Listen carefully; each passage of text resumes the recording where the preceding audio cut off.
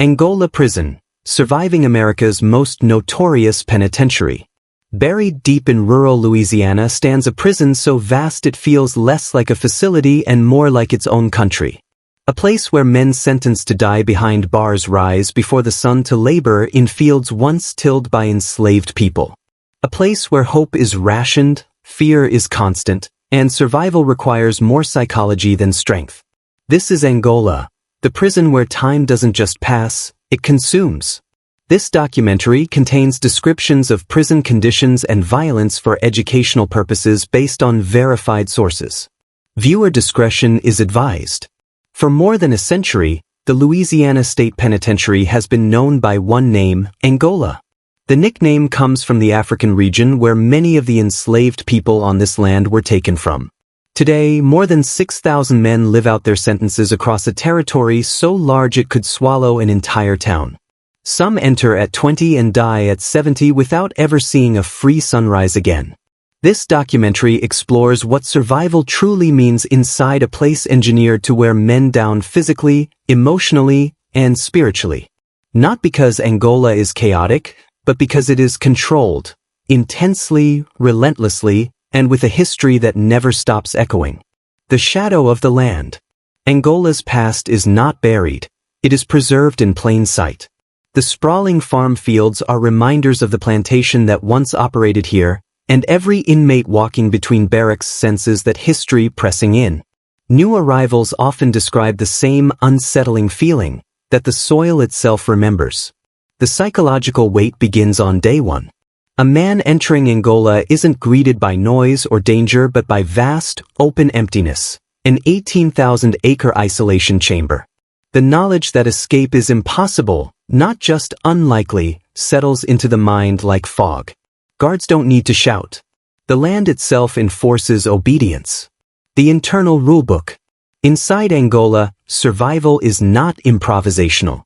It is strategic, calculated, and shaped by rules spoken and unspoken. Men quickly learn that the difference between a peaceful decade and a violent week often comes down to emotional discipline.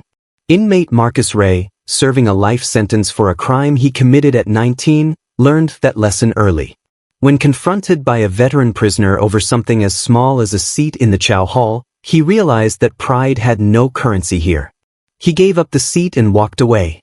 Years later, he says that moment probably saved him a decade of conflict. In Angola, restraint is not weakness, it's armor. The weight of the sentence. Long-term incarceration in Angola reshapes the mind in slow, deliberate stages. The first stage is disbelief. The second is rage. The third, the longest, is adjustment. Psychologists who work inside the prison describe a phenomenon known as emotional narrowing, a survival mechanism where inmates reduce their world to the few things they can control: routines, friendships, small responsibilities. Losing control of one's inner world can be catastrophic here. One inmate described it like this: "You don't count the years. You just try to control the next 10 minutes." This mental shift helps men endure decades that would otherwise crush them. The social order. Despite Angola's reputation, its social structure is less about chaos and more about quiet hierarchy. Age, respect, and reliability determine a man's place. The older inmates, men who have spent 30, 40, even 50 years inside, often become de facto guides for younger prisoners. Not because they choose to, but because the environment makes mentorship a survival tool.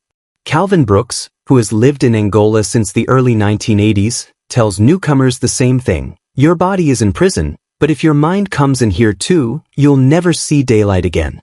He teaches them how to avoid gambling debts, how to talk to guards, how to manage loneliness before it turns into aggression.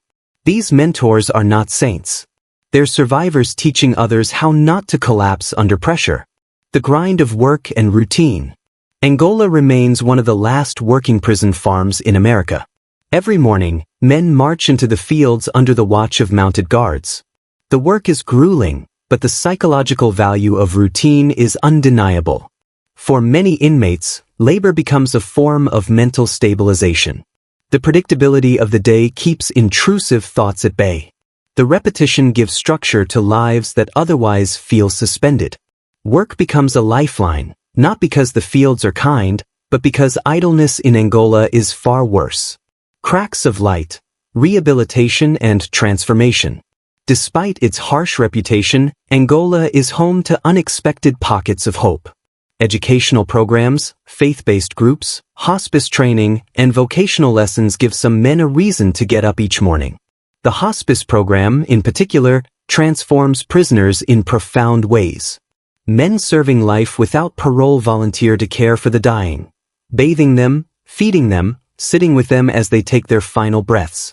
The experience shatters emotional barriers that decades of incarceration had built. One volunteer put it simply, "In a place built to break us, helping someone die gave me back my humanity." Rehabilitation doesn't erase the past, but in Angola, it can resurrect a sense of worth long thought lost. Stories of resilience. Every corner of Angola holds a story of someone who refused to let the prison define him. There's the musician who built a band from scavenged instruments. The inmate who earned a college degree in a dorm no bigger than a storage room.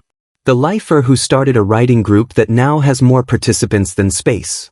These stories are rarely told outside the gates, but inside Angola, they are reminders that resilience is not a luxury.